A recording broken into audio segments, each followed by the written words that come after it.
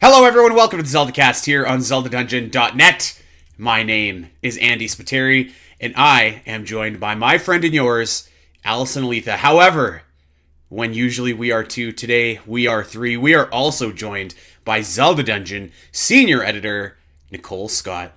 Al, we'll get to you in a second, but Nicole, how you doing? Welcome to the Zelda Cast. Happy to be here. This is one of the things I've looked most forward to in like the last month. So thank you all for having me. Wow. Yay! Usually that's the opposite. People are like, I Yeah. can't believe I'm here. Like, how do I get out of this? So we're happy to have you here with that positive energy. What did I sign up for? Yeah, that's going to be a theme of this show, I think. Yeah, we're happy to have you on, and so our listeners would know. Well, actually, they'd know Nicole definitely from our daily debate episodes, but one of my favorite articles of all time on this website, and I say this as like not really a Taylor Swift fan, but like the what era of Taylor Swift, or what albums coincide with what Zelda games. And Nicole, I have a question for you. What is it?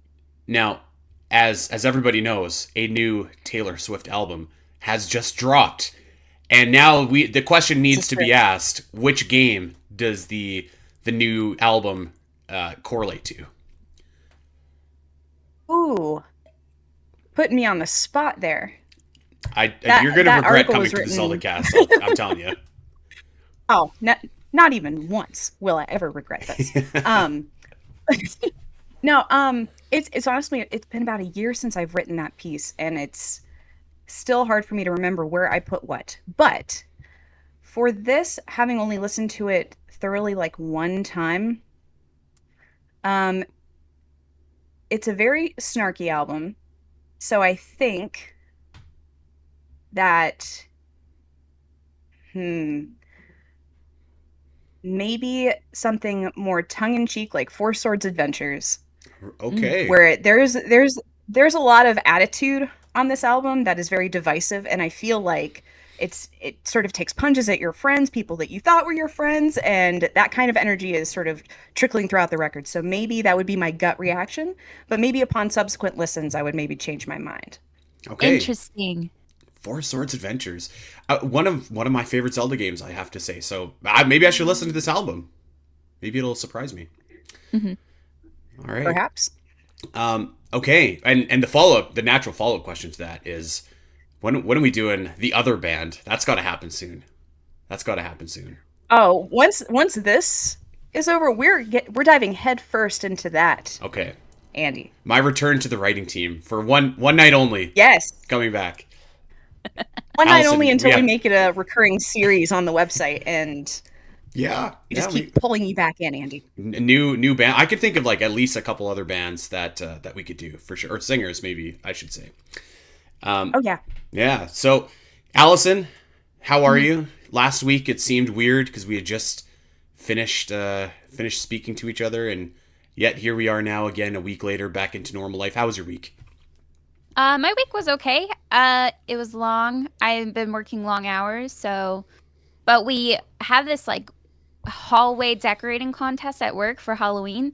And while I didn't really help that much, I'm not very helpful, but my coworkers like put up this Beetlejuice theme and it looks really good. So like I've been looking at that all week, so that's been kind of fun. But yeah, it was just a normal kind of week. I do feel like we're back into the swing of things, back to real life after our little like sojourn over to Seattle. So yeah, I'm doing great. Hope you're doing great too. Yeah. So Lincoln had his surgery on Monday, and he's doing well. He's actually probably doing more than he should. So but yeah, it's going well, and my life for like the next 2 months is just sitting in our living room and watching the dog as he can't do a whole lot, unfortunately. hmm But we're having a good time. We're getting to play some games. I am almost done. I'm almost done Silk Song. I'm on the final boss, and mercifully, I will eventually then move on to Hades 2. Hopefully, if I have enough time. Goodness hmm gracious, please do.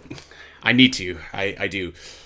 Okay, so today we are going to officially launch a new sub series on this podcast, and I say new kind of in quotations because we've done a bunch of episodes in the past about inspired by Zelda games, Tunic, Horizon Forbidden West, even Pokemon Sword and Shield. I think we did when that came out. And and today we're just officially kind of copying the Omega Metroid podcast, and we're going to just officially dub these series Inspired by Zelda, much like we have over on the website itself.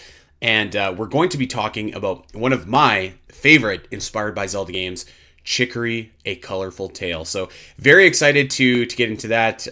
Nicole has played that as well, so we figured that she was a natural to come and talk about that about this game with us here today. But I think actually what we need to spend a second on, and this is great because I can mute myself because it's some insider information for everybody here, but my voice is in a bad way. Choices were made last night, so luckily I have Al and Nicole here to help carry me throughout this show. And luckily for me, Nicole, you went to a certain concert recently that I know Allison has been to. Tell us your review, your thoughts, and your experiences with I'm going to butcher it, like the Stardew Symphony? Symphony of Seasons. Symphony of Seasons. Okay, I'm going to mute myself. Yeah, you got the heart of it. It's fine. Yeah, I went to the DC show this past Friday, and I didn't have the privilege of seeing the first run. Did you saw the Festival of Seasons, Allison? Yeah, I seen last year's show and this year's show. Okay, so I didn't have like the comparative point of view, but I was floored the entire time. It was such an amazing show. The visuals were excellent. I loved that they showed like some gameplay footage alongside some clearly art that was made specifically for the symphony. And also I can't speak highly enough of the conductor. The conductor was so positive and wholesome, had a wonderful storytelling element between the songs, and everybody in the audience was just so respectful of the music, like you would be at like a normal symphony. But there was also like an air of like a little woo, hoot and holler here and there for like the favorite characters, and it was just a wonderful vibe. And the song selection was obviously excellent, so I had a great time.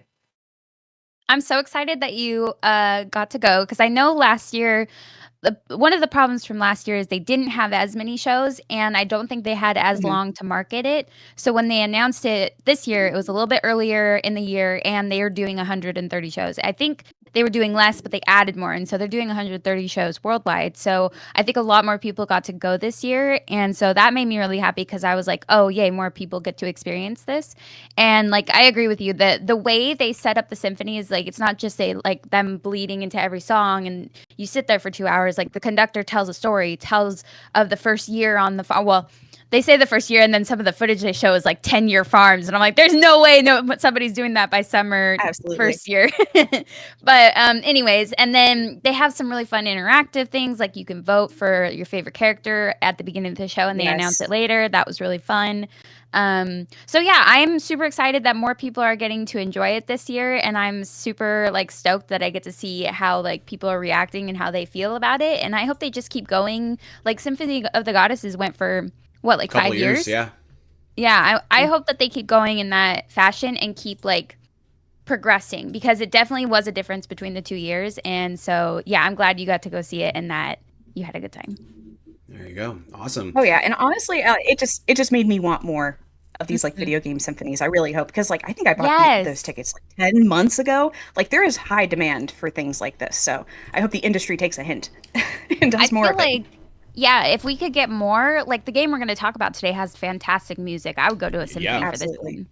You know, I don't know, maybe I'm aging myself here, but I remember like 2007 or 8 or whatever it was, like Video Games Live toured around, and that was really cool. They didn't have any Nintendo music, which was a little bit of a bummer, but like, I was just like, this is so awesome. And like, I had never played Halo at that point or anything, and that was kind of the big set piece, but like, just like that atmosphere was so unbelievable. I mean, like if Nintendo toured around with like Nintendo music, like my God, that would be like, I would fly to wherever that would be. Like, there's such an opportunity for people for Nintendo to like make money off of this, and they don't want to for whatever reason. But I'm glad that the Stardew show is cool. Like, Allison's been raving about it for forever. So wait, here's my question for you: has Sam finally picked up Stardew? Did I convince her?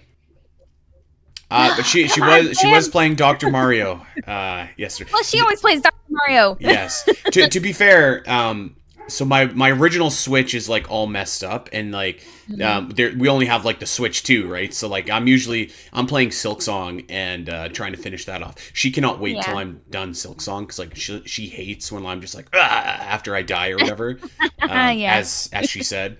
So Yeah. but yeah, no, she has not played Stardew, but I don't know. I still think that I'm she trying to should. convince Sam to play Stardew. I think she'd like it. Play Yeah, Stardew. there you Play go. Stardew. My Okay. sister, who does not play video games, but she's been kind of sitting with this baby, and she's like, the baby is at lump half the time, and I kind of get bored. And so she's like, I was thinking about getting a Switch and playing Stardew, just out of nowhere. And I was like, what? Please do that. Oh my God, I'd be so excited. And she's like, but I also worry I'd get bored. And so, I don't know, Allison she'll with do her it. voodoo doll just poking her to play Stardew. Like, I'd be so excited if she did. I think she'd have fun. well, I'm sure that that she would enjoy it. She plays those like crappy like Facebook farm games where like you have an island and there's just like a bunch of junk that you fill it up with, and like it's called Farmsville. I think her town is called Fartsville, and I just keep on calling it Shitsville because like I don't know, like so like Stardew would definitely be an improvement over that. Yeah, I think it would be right up her alley. We'll see. I'll try the cell again. But yes, so okay. Here we are with one of our first Inspired by Zelda episodes, and we are going to be talking about. I feel like this game isn't really a well-known like Inspired by Zelda game, and you guys can correct me on that. Like I feel like you kind of have like your really well-known Inspired by Zeldas like Okami or like even like a Blossom Tales or a Tunic that we've talked about on this show before. And Chicory, A Colorful Tale, kind of flew under the radar. It came out in June of 2021. It was a very, very like independent design game. The developer is Wishes Unlimited, which is made up of Greg Lobanoff, Alexis Dean Jones, Madeline Berger, and a few other people. Lena Rain did the music. So it's a very small team that made this game. And I remember playing it, and I didn't play it until maybe like late 2023. And this game blew me away, actually, with a couple of different things. And we'll go over all of the different things that we like about it. And what I think we should do is kind of half of it talk about the game and the world, and maybe half of it talk about the story and put a spoiler tag on the story. Because my hope is that people listening to this show will go and pick it up on the Switch eShop. It's not expensive. It goes on sale a lot. And it's one of the best Zelda-like games that you can play, I think, on Nintendo Switch. Just to throw this disclaimer out there, because I know that some people like combat in their Zelda likes. This is like a almost completely free combat game, so you can't really die. There's no real enemies that you have to encounter. There's boss battles, but like, you know, quote unquote boss battles here. So if that is not your thing, this might not be for you. But if you're just looking for a game with really great puzzles, a really, really charming world, and honestly, a really touching story, and we'll talk about the story more in the latter half. This game is so for you. Like I really, really enjoyed this game, and yeah, I'm excited to get into it. So let's kind of start here. Nicole, we'll start with you. So I remember at the Zelda Dungeon Marathon talking about this game, and I had never heard another soul that had played this, and of course I was like, well, of course Nicole played it because of course. What was your experience with Chicory?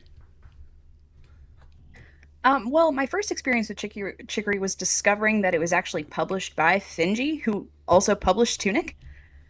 Yeah. So I was immediately like, okay, well, clearly this publisher, like I had heard that it was a Zelda-like, and then I had already played Tunic by that point, and I was like, well, maybe this publisher knows how to pick them, basically.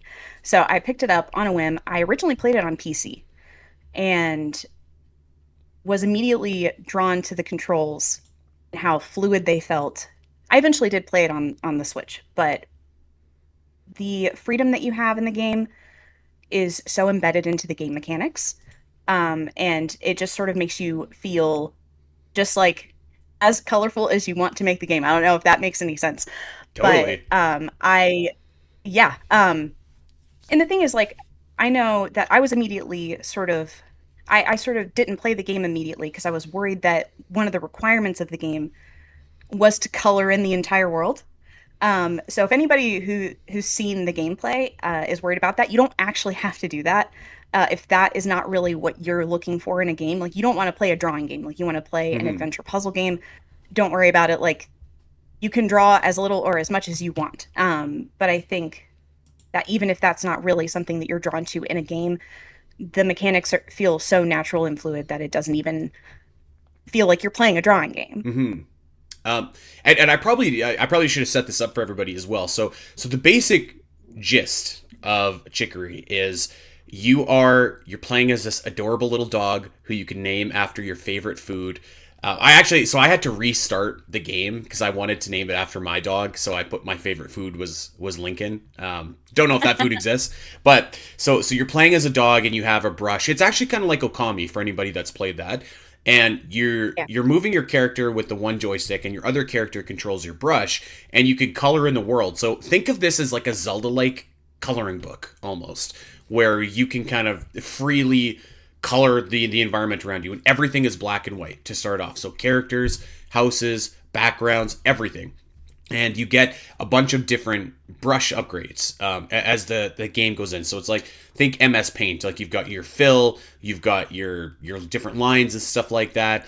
And eventually you can get some pretty nifty ones, which will allow you to like put patterns, or like a rainbow color was one of my favorites. So yes, you do have to draw, but like it definitely, this game is made for people that are just like, I'm not a good artist, and like I don't want to draw.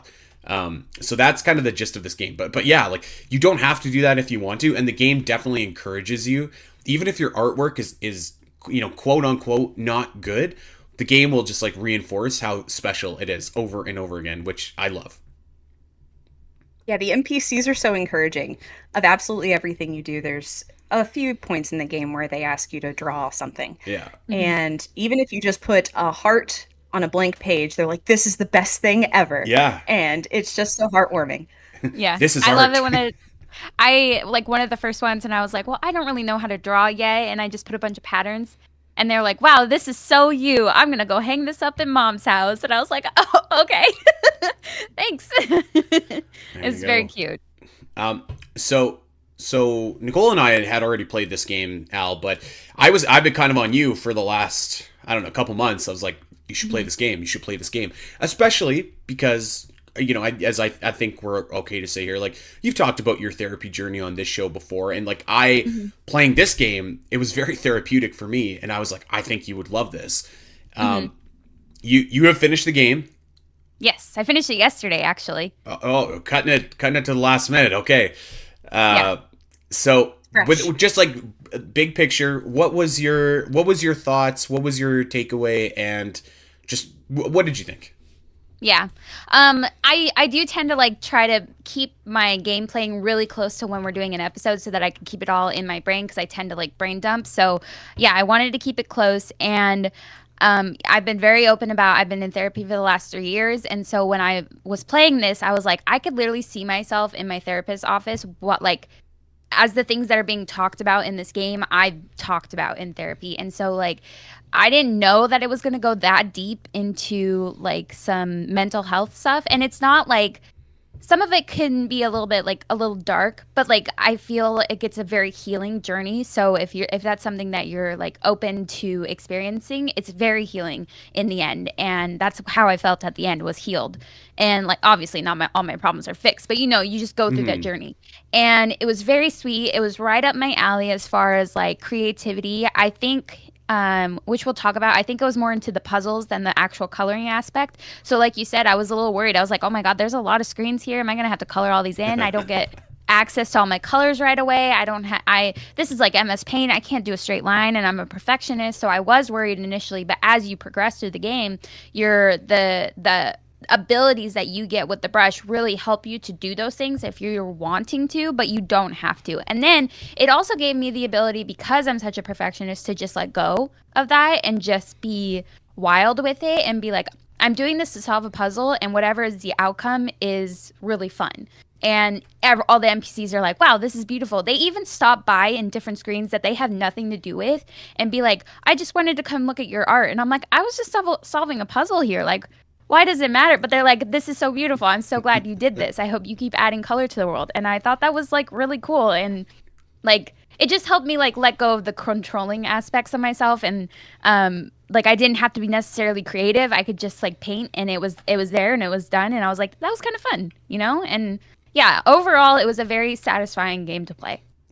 So I would say that the coloring aspect is I think it's like quite fun, and I think the adventure itself is like quite fun as well. Mm-hmm.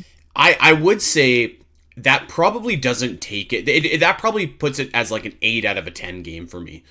Those aspects, like I think I've heard it said like fun yet familiar, and I would agree with that. But I think like what really does put it over the top for me is its like kind of story and focus on mental health. And I some people may roll their eyes at that, but like honestly, this game is it's just like very the story, and I don't want to give too much away here, but like the story really is about it's very sweet, and it really is just about like kind of like Al said, like letting go and like being okay with you know you're not the greatest artist, or you're not the greatest at whatever your profession is. I feel like this story, and you can kind of like interpret it to whatever is going on with you. And I feel like the characters that we meet in this game are really kind of what puts it over the top for me.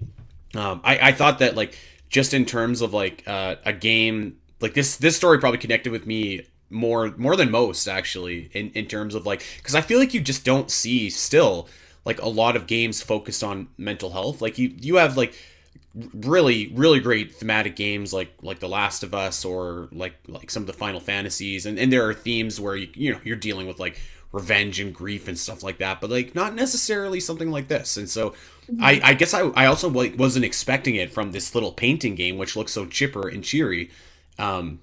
Because yeah, I think that is really what kind of puts it over the top. Absolutely, yeah.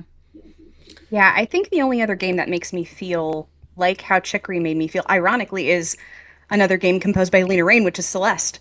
I played that game like just before replaying this, and was shook at like, if anybody wants like a super healing journey, play both of these games back to back, and you'll come out a better and stronger person. It's kind of insane. But like I said, experiencing those games back to back, it was just so special, because you realize like how little of these stories are in the world, especially like in a landscape where we're just inundated with sort of the same stories and games, the same themes, and these really just push the envelope. Absolutely. Funny story. Nicole bought me a case of beer at the Zelda Dungeon Marathon, and so I was trying to buy her Celeste as a form of repaying it after she refused to take my money, and she's like, no, I just bought it myself. And I was just like, oh, great. That's a great comparison though. Like Celeste is like a very like this. If for anybody that's played Celeste, the story is similar. Its themes where like without giving anything away, Celeste will force you to or force your character to confront parts of themselves, which I thought that was a really sweet story as well. Well, I'll tell you what. Let's start talking about the game here. We'll go and we'll follow the definitive ranking format here, and we'll first and foremost start off by talking about the world. Although actually, before we do that, we all have to say. So I named my dog Lincoln after my dog. What did we all name our pups in this game? What'd you do, Nicole? So I named mine Macaroni. Oh. Which I think is a pretty top tier name for a hero. I think, well, because the game asks you your favorite food.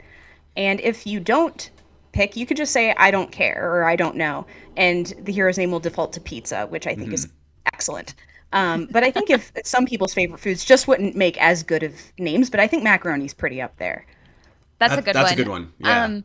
I loved, because you go into this game not knowing why it's asking you your favorite food. Now, if you're a Stardew player, it asks you what your favorite thing is at the beginning, and you find out later why it asks you your favorite thing. So I thought it was going to be something similar to that. And I almost did salsa, because salsa is like my favorite, like the favorite thing to eat. But I had just talked to Andy about something food related, and I was like, you know what, I really like bread. And we always get into like little back and forth because Andy's like, bread is just whatever. And I'm like, no, I really like bread. So I named my guy Bread. And it fits so well throughout the whole story. Everybody like talking to my character. I was like, Bread, this is so great. Like, I loved how it fit. Bread. You know what? I love it for a name of your main character in this game. I could take it or leave it on most other things. Yeah. And it's just so cute because then you go on to learn that everybody's named after food, and I loved it. I thought it was so cute. So everything in this game is named after food. If you name yourself the same food as another character, the dialogue will change.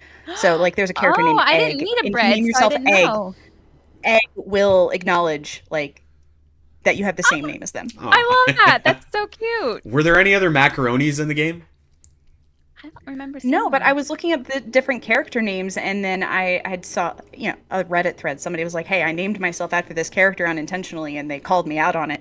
Man, I can't remember what I named my character originally. I think it was like Chicken Wing or something like that, but I'm sure that didn't fit. So I guess I missed my chance to be Chicken Wing in the game.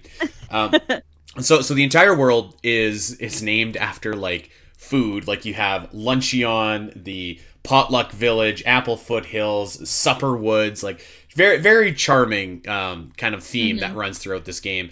And you kind of go throughout like your classic Zelda spots that you might expect to see. There's like your classic like top down like woods like you'd see in Link to the Past or Overworld. You've got like the swampy areas, you've got the snowy mountain, you've got the actually I don't know if there's a desert or not, but there's a beach. So like a lot of stuff that you'd probably expect to see in like a Zelda game.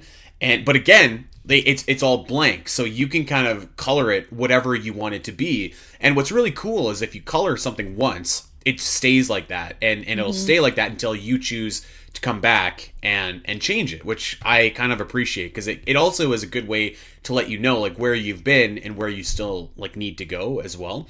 I thought this world was like incredibly charming. I mean, like as a world itself, like you've seen this world in other Zelda games, or other Zelda-like games, but the charm that the NPCs bring to the world, like again, really just kind of puts it over the top. And one other thing I will say as well that I love about this game is like every time you start it, there's like a little splash card that comes across the screen, and it's like a fortune cookie. It just has like a little inspiring message that's always different every time, and I thought that was great. I love that the map is very Zelda-like in that you go to a new screen and it like shows on your map where you've been. So you're unlocking the map as you go. And then as you said, if you paint it, it shows the colors on your map. So you could see like once it's done, you can like see all the colors that places you've been and painted. I think that is like a fun way to take the Zelda-like aspect, which is like filling in the map and making it a little bit more unique and a little bit more like evolved and something fun to like interact with. That sort of reminds me of like you're creating your own hero's path because you can see the colors that you've painted throughout the map. But I also like it in the regard that because there are secrets to find, but the world is constructed in a similar way. Like to me, it feels a lot like the Capcom Zelda games, in which like, you can sort of go wherever you want at any time, but you will hit some walls eventually because you don't have the skills that you need. But if you find something that you can't traverse, you could literally just circle it with your brush. It'll stay on your map. Yeah. And you could just come back to it later. It's just like adding stamps or, doing traditional pen and paper like you would with old games. You could draw on your map and come back to later and do all those kind of fun stuff. Do you know a game like that, Andy? I can't think of one. Phantom Hourglass. Oh. Well, I mean, luckily for Chicory, there's no gimmicks involved in this gameplay, okay? You move with a regular joystick and you paint with the other joystick. So painting and putting markings on your map is a blessing in this game. You know what? I listen. Shout out to Phantom Hourglass for the few good things that it does. Okay, if only it did a few more, then we might be talking about a different game. but yeah, so I really love the world here and the charm of all the characters. Like, and usually we'll talk about the art style here, but the art style in this game really is like you can make it whatever you want it to be, which I kind of love because you could totally spend a lot of time like intricately designing, and I kind of bounce between this actually. Like some places, especially at the beginning of the game, I would just put like little blotches of color because you don't have that much at the start. And actually it's really cool too because your paint palette kind of like changes depending on where you are on the map. So like you'll have 4 color paints that are just like there for you. So it's like it's not overwhelming at any point. And it also forces you to kind of have each area like with a separate style for you. But there were some times where I was like, okay, I want to make this area cool. Like this looks really neat. So I was like, I did the grass, and then I painted the trees a contrasting color, and like the water was all sparkly and neat. And in some other areas, I was just like, you know what, whatever. Like I can just kind of blitz through here really quickly. Thankfully, this game gives you the fill option almost like right away. So like you don't have to just color the entire background, which I appreciate as well.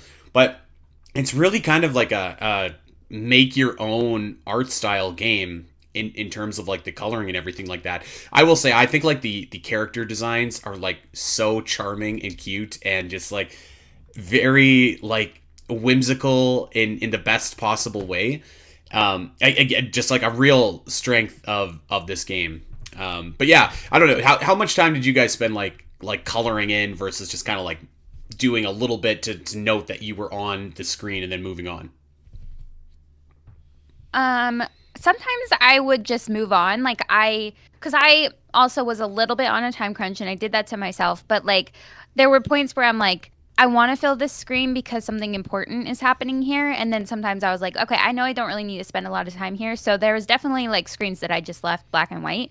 And I'll talk about at the end, how much I love that at the end because there's a reason. So, but I didn't know that reason until it got there. So sometimes I was just like, I'm just kind of in a hurry. I want to get to the next part. And I was also just super involved with like the even though I love like customizing stuff in games and designing, like decorating and all that kind of stuff. When I have time, sure. But like I was really into the story and I was really into the puzzle. So I was like, I just want to get to the next like puzzle and the next part. So yeah, there was stuff that I would leave blank, and then there was stuff where I tried, and then there was stuff where I was frustrated because I didn't have the colors I wanted, and I was like, oh, I don't really like these colors. But then again, I was like, well, it is what it is. Like these are the tools I'm given, and I can let go of that control and just let it be. And it was like it made it fun in the end. I love that. Yeah. Yeah, I think that I started out by doing a lot more coloring until I realized that you can get brush styles, which is one of the collectibles in the game. And they allow you to paint in textures. So like it'll have like a stippling effect, or it'll do like a specific imprint like a heart or a star, or it'll just have different effects. And once I realized that that was a collectible that you could get, I was like, wait a second, maybe I want to wait to do more coloring until I like discover what kind of brush styles there are. Because you can, like most Zelda games, you can go back and to any of the areas that you've been to look for more stuff. And I was like, well, maybe I'll just like go back there and make it pretty later once I find more things to make it even prettier than it already is. Mm-hmm. Yeah. I actually, and kind of bouncing off that as well, like in terms of like all the collectibles and stuff that you can get, like there is like the exact right amount of almost everything in this game, actually. Like, so there is collectibles. There's all these lost cats that you can find throughout the world, which is great. Yeah, so good. Yeah. There is like you can style your character as well. So like you can have like your hat, your top, your bottoms, and you can paint it to whatever color that you want it to be. So there's a bunch of different like collectibles that you can uncover throughout the world. There's also like the brush styles as well. So like I feel like there was like the exact right amount of collectibles, the exact like right, like the map I feel like was the exact right size that it needed to be. Not too big, not too small. I feel like the length of the game was the exact right length that it needed to be. Like it'll probably take 20 hours max to beat this game. Al, like how long did it take you to beat Chicory? I would say I did it in 15 and a half hours and got to 83%. So I would say that like 17, 18, 20 hours for 100% is very doable. Totally. I don't remember what I did. I don't know if you remember, Nicole, but I feel like that everything in the game is like kind of the exact right length or the right amount of content, or just like it's actually incredible that it finds that like right balance for almost everything in the game. Like I can't think of really any section in this game where it kind of like overstayed its welcome a little bit. I would agree with that. And I think totally. a lot of that is helped by the fact that the collectibles, like unlike in Zelda games like heart containers, there are some really awesome items that you can find if you're exploring, whereas this game, the optional collectibles like the litter also you is something that you can collect to like clean up the town, or like the whole map. But like those items don't alter your abilities at all. You gain your strength through the story. So the amount of time that you can spend in the game isn't shafted if you don't do side content, because you still get to your ultimate strength, whereas everything else is just cosmetic and story and character driven. So it just depends on the type of experience that you want. So I thought that it was like everything was just like paced perfectly, and in this game, which we always say when we're doing like definitive ranking is like the most underrated part of a game. You don't notice it when it's well, but when it's off, you do notice it. And so like this game, I feel like for me just went down like so smoothly and so nicely. Let's transition. Let's talk about some of those items and abilities that you can get, because you're right. Like if you don't do any of the side stuff, it's not like you're missing out on anything. And there's really like not that many different like abilities that you can get. And Al, you might have to help me out here because it's been a minute since I've played. But like off the top of my head, I remember there's a really great ability that you get to like turn into paint, almost like Splatoon, and go through like a vine or whatever. Yeah, so you can go up swim waterfalls. in the paint. Yeah. It all is like progressive. So like you have the fill ability. Oh wait, no, that's a paint style. You have the ability to swim through the paint, and then like the last ability is like swimming up waterfalls because it's harder. And then also, oh gosh, now I'm like forgetting. Like jumping is an ability that you get. Jumping is an ability, and the being able to light up lights in caves. Yes, it's glow that's in the right. dark paint. Yeah. Glow in the dark paint You can't was so explore awesome. cave. That's the first ability you get. So you're like, oh, I can't look at this cave until you can light it up with your paint. The glow in the dark paint looks killer in this game. Yeah, and it's like, so cool. And like in the caves, they have like these little crystals that you light up, and they go bing, and it's like, oh, I love that. Yeah, aesthetically, it looks incredible. The caves are actually probably some of the coolest places, and there's all these like I agree. I love ant the creatures inside, and like it's fantastic. So that there's not like a lot, but there's like enough that like every like couple hours you're like, oh great, like I got a new ability which unlocks again like a different portion of the map, and it's just like, man, like again the pacing here is just like really on point. Now nothing comes too soon, but nothing comes too late either. I agree, and I would say like maybe I'll wait until we get to the dungeons part. I'll save mine for when we get to the dungeons part. Okay. Well, should we just talk about dungeons now? With the pacing, I thought that it was like it kind of. Some people might be turned off by this. I mean this in the best way, but like the first part of the game, which we'll talk more about the dungeons in a minute, kind of reminded me of like the traditional setup of like, say, the beginning of like Skyward Sword or Link to the Past, where you have these exact, dungeons that you need to do.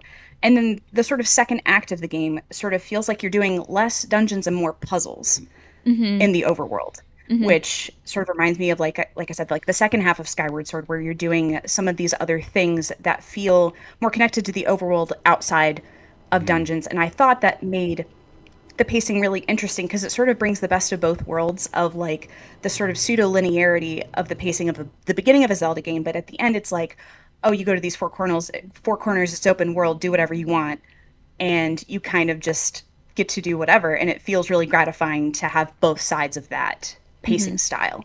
Yes, we are a pro Skyward Sword podcast here, by the way. Your favorite Zelda game, if I'm not mistaken, is that right? Yes. Nice. I love it. All right, so let's talk about those dungeons, and Al, I'll kind of let you kick off with this one, because it's been a while since I've played it, so your memory is going to be a little bit better than me. The only thing I will say is like I just remember like just killer puzzles inside some of these dungeons, like that would be right up there with like some of your favorite Zelda-like games. Like so while this game might not have like combat in the traditional sense, like it is going to scratch that itch for Zelda fans who want like Hmm. those puzzle platforming obstacles to overcome. Hmm. I want to say that there's not actually a lot of classic traditional dungeons. I want to say it's like, Mhm. sometimes there's like the stuff you do to get to the dungeon in Hmm. a Zelda game. I feel like it's like you do that stuff on the outside a lot of the time in Chicory. There's like one notable dungeon, and I think that's like the Wielder Temple. And Yeah. then after that, or even before that, it's like you're more exploring the area, and the area is your dungeon. And you're doing these puzzles to explore the area until you get to the quote unquote boss fight. So like that's I appreciate that, and I wanted to talk about that with the pacing and compare it to the pacing because I didn't feel like I was like doing all this stuff, all these puzzles to get to a dungeon, to once again do a bunch of stuff and a bunch of puzzles to get to a boss fight. It was just do the stuff, do the puzzles, do the boss fight. And I really appreciated that, and I really appreciated that it was more so a part of this like big open world that you're exploring versus like going inside a thing. There was one place specifically that you went inside a thing, and did the puzzles. There's other places where you went inside a thing, but like you only like went a couple screens and then you did the boss fight, but you Hmm. still did a bunch of stuff to get there. So like it's not traditional, it's not classical, but it's still the same elements. It's still the same vibe. You're still conquering a trial to get to the boss fight. And I loved it. I thought it was I would compare it to the pacing. I thought it made the pacing so much better. Yeah, Mhm. yeah. Um, I wanted to talk about bosses, but maybe we should save that for the spoiler portion Yeah, of the let's do that show. because I think. Yes. it's a big part of the story. Yeah. Well, the last thing that we should talk about before moving on to that then is we got to talk about the music in this game. Yeah. This music is like again such a strength of this experience, and like it's like cheerful but sometimes melancholy, and it Mhm. really just like kind of is, and no surprise for like anyone that has played Celeste, but like really is just like hitting all the right notes of what you're kind of looking for in a game like this. Like it could kind of go from bright and sunny to ominous right away, but typically it'll always go back to like that upbeat kind of vibe that you can have. I thought it was again like super charming, super whimsical. I felt happy listening to it. I listened to some of the soundtrack this morning, and it was it just is, I don't know, just like I mean I don't know music, but I know what I like, and I just had a big like dumb smile on my face listening to it, so I loved it. What do you think, Nicole?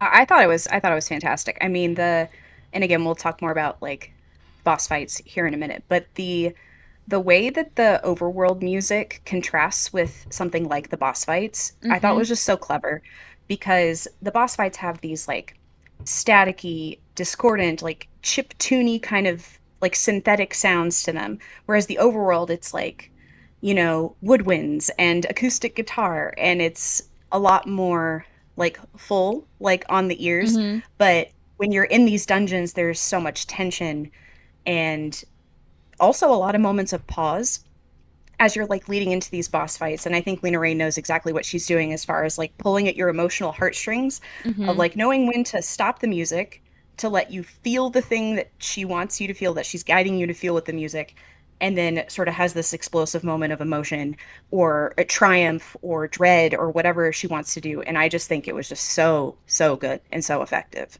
Hmm. Absolutely. I think, and I feel like people who have listened to the show for a long time know how much I love in Zelda when you're in a dungeon, specifically the final dungeon, and how the music kind of gradually grows until you're at the end. There are points of that in the music of this game. In your dungeons, it's more minor in the all the other dungeons of the game, but there is a point where you're getting close, like you mentioned, to the boss fight, and then the boss fight music changes. But there's a specific like music that changes throughout the game, and that's Luncheon. As you're Hmm. progressing the story, Luncheon's Mhm. music completely changes. Like every time you go back to Luncheon, that's your starting point. The music is like just slowly getting to this like point where you're just like, what is happening to Hmm. Luncheon? Like, and I thought that was so damn cool. Like it just built the The atmosphere characters so respond to much. that Yeah, too. Yeah, they they do. do. And and it's like, and it's not just the music. We'll get into it with the story, but like the atmosphere itself, the area is changing, and it's so incredible that they build on that throughout the whole game. I think that is so interesting and smart to do. So, Yeah. and I loved a lot of the sounds. I want to say like the Grub Caves are probably one of my favorite songs, or the music climbing the mountain at the end. That was mine. Or yeah. I did mountain last, but like that music climbing the mountain was also really cool. Yeah, that was my favorite. It's very, just very like joyful. I feel like to me, even though it's like kind of melancholy again. Okay, so this game, obviously we're all recommending it big time, and I'm hoping that people listening to this might consider checking this game out, because I think it's really worth playing. Now, like we said, the game itself is very, very fun, but what does put it over the top is going to be the story. And so this is where you might just have to trust us a little bit here, but we are going to talk about the story, and there is going to be spoilers. So if you are inclined to play this game, probably don't listen too far into the story portion here, because we're going to give you the general premise and then talk about the story itself. So if you're thinking about getting this game, trust us, it's well worth your $20 or whatever it is, and I think that I would feel very confident saying most people will enjoy it. If you played it and you just want to hear our thoughts, or maybe if you just want to hear our thoughts in general on the game story, then here we go. So this is your warning before we go into the story here. All right. Okay. If you're still here, that means you want to listen to the story of Chicory. And I guess we should start off with, like, why is this game called Chicory? If we have a playable character named Macaroni and Chicken Wing and Bread, what is Chicory? And so we are going to set the foundation here. The Picnic Province is a land. I love that name, by the way. The Picnic Province. Yeah. So good. Canadian, obviously. So the Picnic Province is a land that just naturally does not have color. And what they do in order to get color into their land is they select what is called a wielder. And a wielder wields this magical brush that brings color to the entire world. And like ages and ages and ages ago, this brush was cut from a magical tree, and it's been passed down for generations to generations. So there's always a master and there's always an apprentice, kind of like the Sith, except good. So well, yeah, okay. So we start off and we meet our playable character. Let's just call him Pizza, because that's his default name. So we meet Pizza, and Pizza's this adorable little dog who works at the tower, like the paintbrush tower, as a janitor. And Chicory is the current wielder. And all of a sudden, everything goes wrong. The color is entirely drained from the world, and we find out, and Pizza goes to check on Chicory and finds out that Chicory is gone, but the brush is there. And this is where Allison beat the game. I beat the game in like 2 minutes. I was so impressed with myself. Nicole, did you do what I did? Nobody's ever done what you did, okay? So you are presented with this opportunity to grab the brush. The game asks you, do you want to take the brush? And in my heart, I'm like, Bread is not motivated by the right reasons to grab this brush. She's like, ooh, maybe I could grab the brush. And I was like, nope, no, we're not motivated by the right reasons. And so it asks, and I said, no. It asks again, are you sure? And it said, no. And then it asked one more time, and I was like, no, really, I don't want to. I thought I was going to get in trouble if I grabbed it. Like, Chicory is going to come out and yell at me if I grabbed it. So I said no 3 times, and the game was like, cool, float, like the credits start rolling. Like, it's like, you don't want to play, so the game is over. And I was laughing so hard. My brother came down. He's like, what is wrong with you? I was like, I beat this game in 2 minutes. I speedrun this game. And I texted Andy. I was like, I'm done with Chicory. He's like, didn't you just start it? I was like, what the hell do you mean you're done? That's such this a metaphor. Is so clever. I love this. Like, who does that in a video game? It was so funny. Anyways, when you go back to the screen, it asks you again, do you want to take the brush? And you're like, yeah, okay. Well, so Pizza does, in fact, take this brush, and Pizza has big dreams of being a wielder and aspires to, put color into the world, and really looks up to Chicory. And Chicory is a bunny, I want to say, as you'll see on the art there. So Chicory takes this brush and eventually is Sorry, pizza. How many times am I going to confuse chicory and pizza here? Well, we'll see how many I can do it. So Pizza takes the brush into the woods and eventually runs into Chicory's old mentor. So the person that passed the brush down to Chicory, whose name is Blackberry. And Blackberry, yeah. basically Blackberry kind of shows Pizza that there's this tree in these woods that's corrupted and is sucking the color out. And so Pizza kind of goes in and it does his thing, and you kind of, I think you kind of take care of that one particular tree, but then you learn that's like a big overall problem with this world, and that's why the color is going away. And here is when you find Chicory, and you can see like something is not right with her, and she's feeling depressed and doesn't want to take this brush back, and just kind of I remember like playing it, and her language was so harsh about herself that I was just like, oh my God, like it really struck a chord. Because like, I feel like anybody that makes anything or like does a job or just like lives life, you're just like for me, I'm just like, man, this podcast episode sucked, or like I edited it horribly, or like, and like the stuff that you're just really hard on yourself for, and that immediately stuck out to me with Chicory. And you can really see that for whatever reason, she's just she is depressed, and that is impacting her ability to fill the world with color and light. And it's not that much of a stretch to kind of say, like, the game is saying like this person, this wielder has like such a heavy burden on them that like it can take its toll on her. So that's kind of where the game leads off in the very beginning there.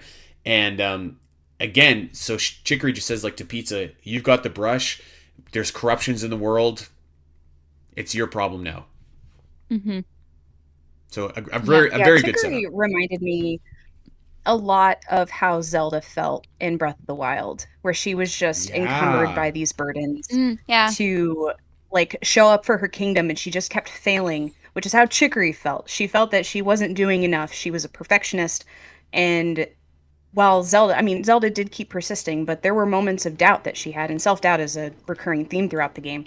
And I mean, you just see that in Chicory throughout her reconciling these feelings of perfectionism and how it sort of damaged her ability to help Picnic. And I thought that was just, it's so emotionally evocative, and anybody can attach to those kinds of feelings, as a creative or not. Yeah, I think anybody could take what they're going through and like be able to feel what Chicory is feeling, and eventually Pizza or Bread. I like all of this stuff, all of this like this journey that I've been on personally, and all the work that I put into myself. I looked at Chicory and I was like, oh honey, like, let me take you to my therapist. Like, and I felt that way. And there's like really specific moments where I just like, I could see how sometimes I still am, but like mostly how I used to be in Chicory, like the perfectionist, and nothing I did was good enough. And then when it comes to Pizza later, like not feeling like I belong or anything like that. And I was just like, I feel like anybody could take themselves and put themselves in these characters' shoes and know exactly what they're feeling, and like how damaging it is, and how defeated you feel. So that's how this game really kind of starts to throw you into the mental health stuff. And like I said, initially it's kind of harsh, but like you go on a journey with it.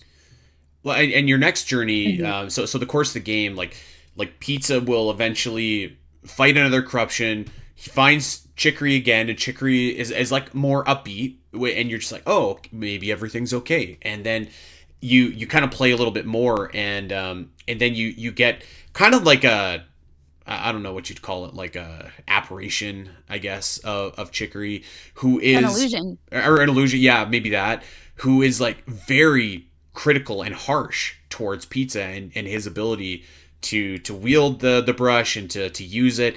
And I feel like I resonated with that too, because like, when you're feeling like that, you of course will lash out, and typically to people closest to you. And the language was like so harsh that I was just like, oh my God. And like you kind of come back to it again later, and at that point Chicory's just like, I just want to be alone, like this is it, get out of the tower.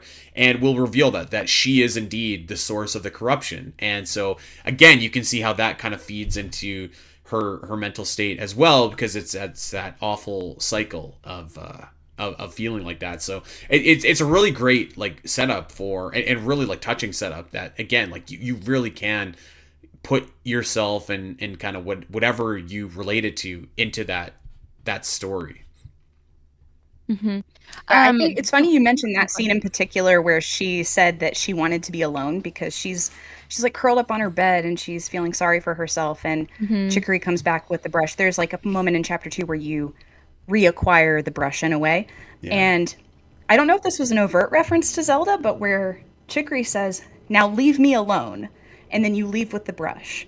It reminded me of like, it's sort of like the subversion of like the first Zelda game where the old man says it's dangerous to go alone, and then you acquire the sword. So it's like a different messaging. And I don't know if that was like a nod to Zelda, but it really felt like it, because good call, you get the weapon at the same time that's being said. So yeah, good call. Because I think Pizza tries to give the brush back at that point, doesn't he? Yeah, Pizza tries it, because Pizza's starting to feel at this point like, this is something that I get brought up to in my sessions as well, is like, sure, there's a lot of work that I've been doing, but like, does it make my life better? And I think that's what Pizza's feeling at this point. Like, I got what I wanted. I got to do the brush. I got to put color into the world. I got to make a difference. But like, also, it's really scary. And is my life better because of it? I don't think so. I'm kind of scared, actually. Like, what is going on here? You know, and Pizza's starting to feel their doubt, as well as Chicory is feeling theirs. And it's like they're and then of course Pizza saw this illusion of Chicory, this person that in my game, my bread is a girl, so she is hearing all these really harsh things from somebody she looks up to, and she's like, is this real? Like, and she even tells you, was that real? And so yeah, she's sad. Like, it is really sad. It's really heartbreaking, and she's going through all these feelings all of a sudden, because she's like, I thought the brush would make my life better, and it just doesn't. So yeah, I feel like this is kind of the halfway point when you figure out that Chicory is the source of the corruption. And are we going to talk about the corruptions, or do we want to talk about bosses later? We could talk about them. I'll let you take the lead on that one, because it's been a while for me, but yeah, definitely. I want to say, and like, I'm glad we're in the spoiler session, but like, when you get to the first corruption, I had no idea that something like this was going to be in the game. I was like, what the F? And it startled me. And the music, you want to talk about the music, Nicole, was just like so different and so like, it's like that music, Andy, that we talk about with Ganondorf a lot in Tears of the Kingdom, where it's like that just like, it's just disrupting and like unpleasant feeling, and like, I don't know what the right word is, but it's like choppy and like blah, blah, blah, and it's like weird, and that's how the bosses sound. But also, it moves to the meat of that music, and I was like, "What is happening? This is freaking me out!" Like, it's really like unsettling to look at, and like, but fighting it is so cool. And that first fight was very Zelda: Link to the Past with like the Armos, like the eyes in the circle. That's what it took me back to. But bosses in my Zelda game, like. Yeah. Couldn't believe it. I was like so shocked that this is something that was happening in this cute little painting game, you know? I will say the bosses in this game remind me a little bit of Undertale, actually. Kind of a similar vibe, but because they're very creepy, and they're very just the total antithesis of like everything else, like these bright colors that this game has been offering you, and it's very startling. Black screen. Yeah. Yeah, and not only that, I think like Chicory is inverted too, color-wise. Yes, yeah. And so that's like when you get to the point where the corruption starts to evolve, and at first it turns into Chicory. Like, I think that was the third time you fight it turns into Chicory, and it continues to evolve throughout the game, and you're like, oh, F. So it's really cool. Like, what did you think when you first saw it, Nicole?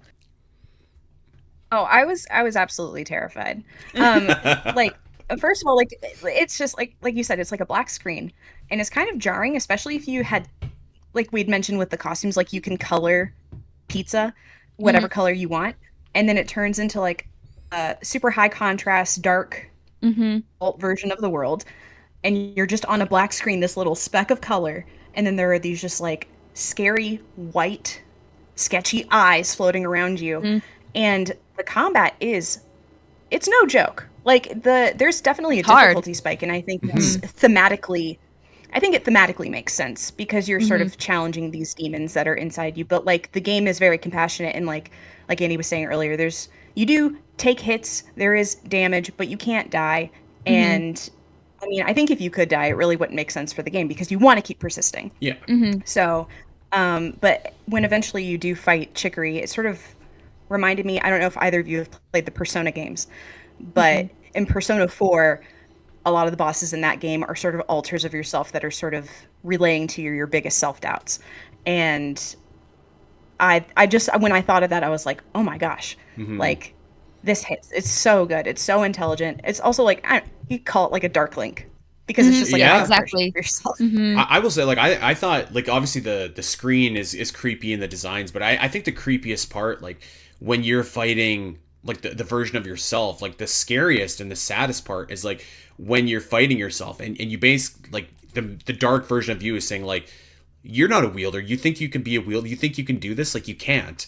And it's just like all of those negative like feelings and Mm-hmm. thoughts that you might have about yourself kind of personified into this enemy that you need to fight, which is funny because it's similar to what Celeste did as well, and it kind of takes a different path Mhm. in this game. But that was like the most unsettling part for me, and it really, like, again, it really resonated.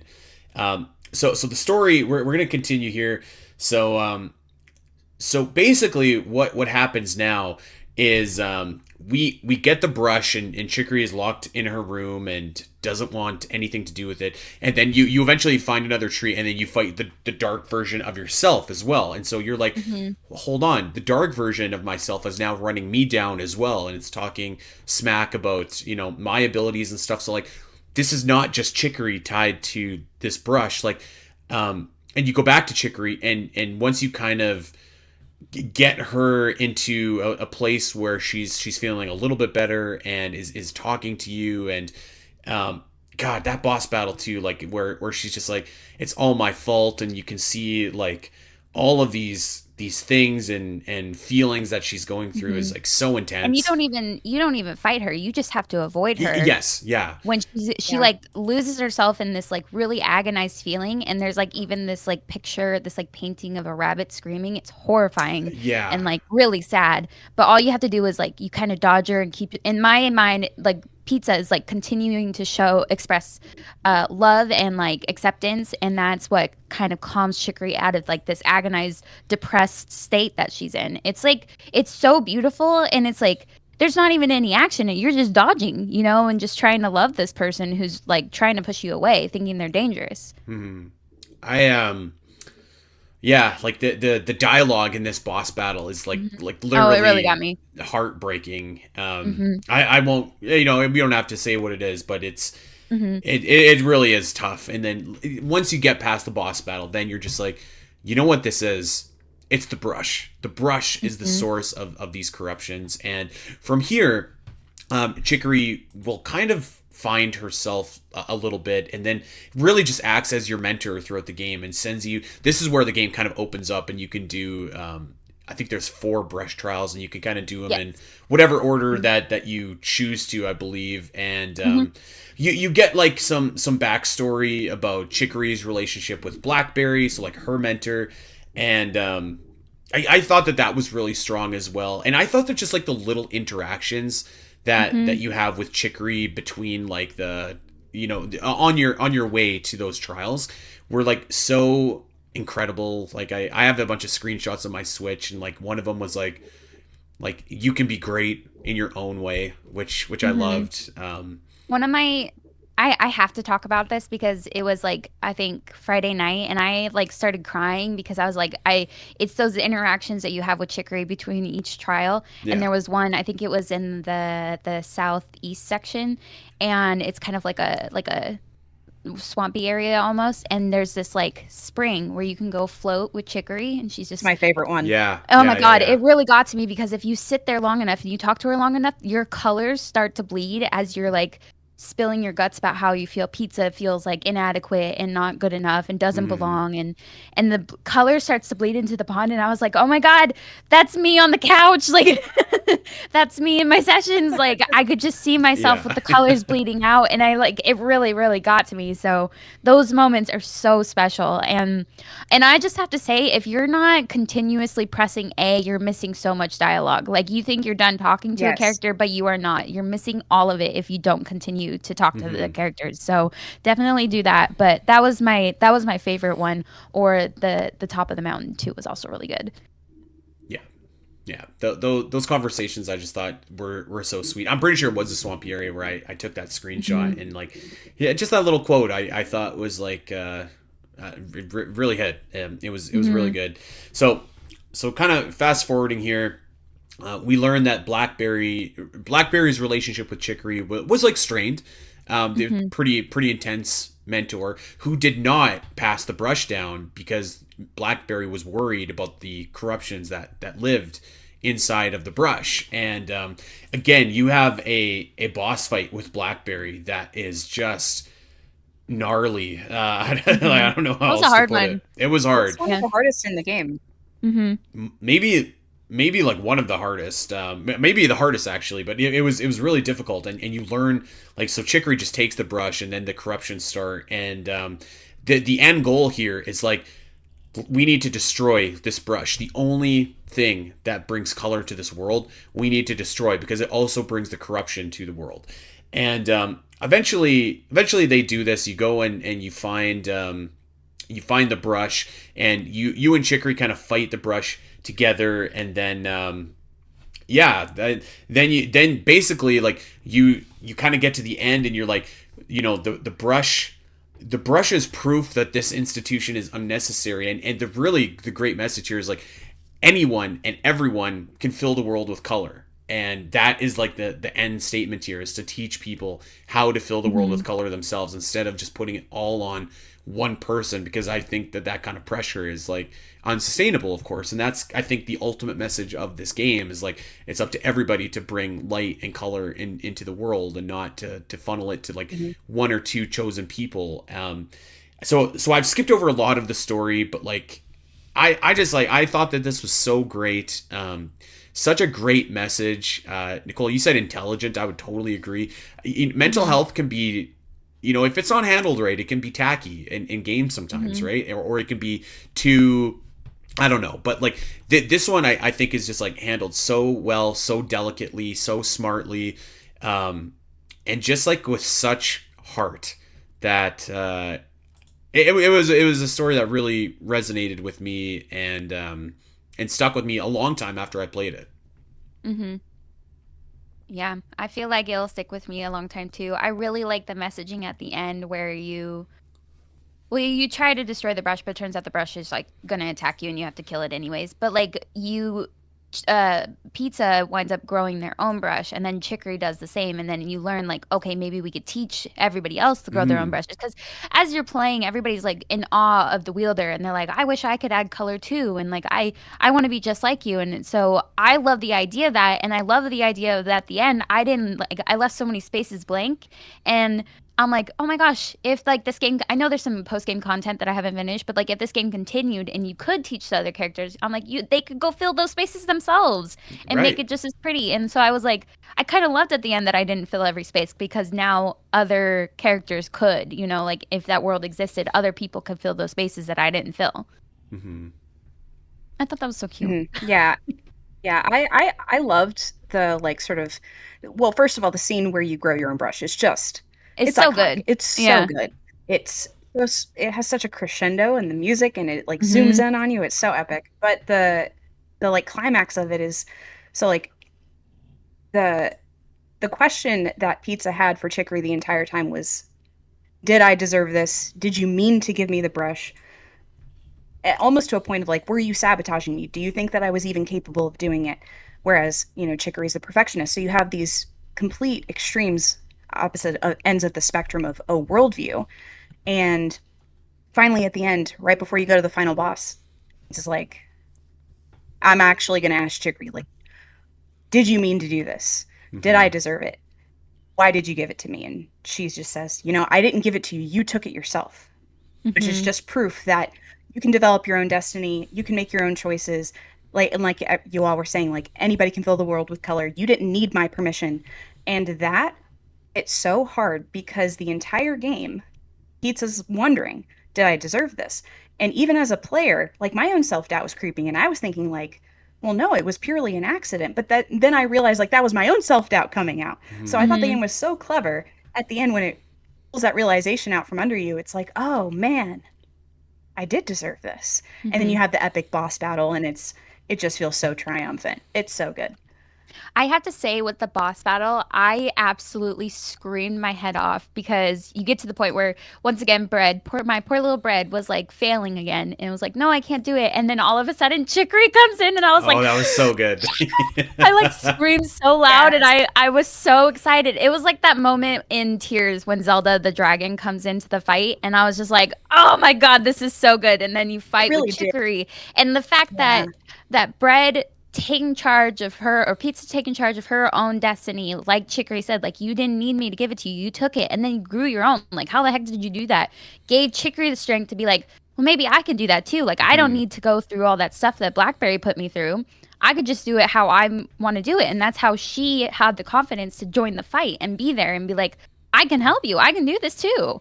And I was just like, oh my gosh, what a story, man, what a story. Honestly, it's an incredible ending. And you know what the thing is like, it's a pretty simple story, but like it just works so well. And I think the Celeste comparison is really apt because I thought that was like a simple story as well, but like just visualizing with like the dark version of yourself and learning that like you actually can't defeat this, you need to work with it in order to beat the game was just like so powerful. So I thought that this, like, you know, the game, it's a great game. But like, you know, as a game itself, like with the hook of coloring, it's probably like a really good Zelda-like game. But like the story is really what elevates it to put this into like that upper echelon, upper tier of Zelda games. And I just like, I could not recommend this strongly enough. Especially if you're like a 2D Zelda fan, because like you're not getting a whole lot of those very often anymore. But this is like such a great game with such a just wonderful story, wonderful message, charming characters as well. And like, I mean, like, yeah, be warned, because like you might feel the feels playing this, especially at the end. I love that like ending epilogue with Pizza and Chicory where they just say like, if we can grow brushes, everyone can. And you see the color rain, and it's just like, it's a great moment. So, oh yeah, the rainbow rain is chef's kiss. So good. So good. So good. I love it. Any final thoughts on Chicory before we get out of here? Al, we'll start with you.